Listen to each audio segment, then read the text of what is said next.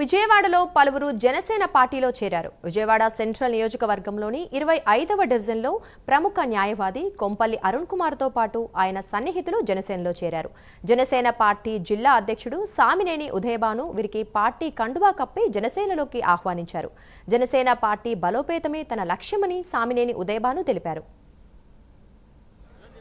తప్పకుండా తెలుగుదేశాన్ని బీజేపీని కలుపుకొని జనసేన పార్టీ కూడా బలోపేతం చేస్తాం. పవన్ కళ్యాణ్ గారి సిద్ధాంతాలని జనసేన పార్టీ నాయకత్వాన్ని బలపరిచే విధంగా సభ్యత్వాలు కూడా పెద్ద ఎత్తున లక్షలాది సభ్యత్వాలని రాష్ట్రం మొత్తం కూడా చేర్పిస్తాం. ఎన్టీఆర్ జిల్లాలో కూడా 7 నియోజకవర్గాల్లో కూడా పార్టీని బాగా బలోపేతం చేస్తాం. ఇవాళ పవన్ కళ్యాణ్ గారి మీద వారి నాయకత్వం మీద ప్రజల్లో ఒక నమ్మకం కూడా ఏర్పడింది.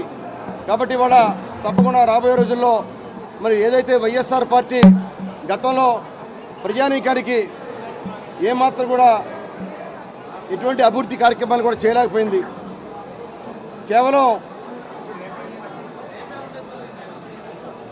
బటన్ నొక్కి కొన్ని కార్యక్రమాలు మాత్రం చేశారు తప్ప క్షేత్రస్థాయిలో గ్రామాల్లో ఎక్కడా అభివృద్ధి చేయలేకపోయారు. అలానే పంచాయతీ సర్పంచ్ దగ్గర నుంచి మున్సిపల్ చైర్మన్ దగ్గర నుంచి మేయర్ దగ్గర నుంచి కూడా ఎవరు కూడా వారు అభివృద్ధి చేయలేకపోయారు.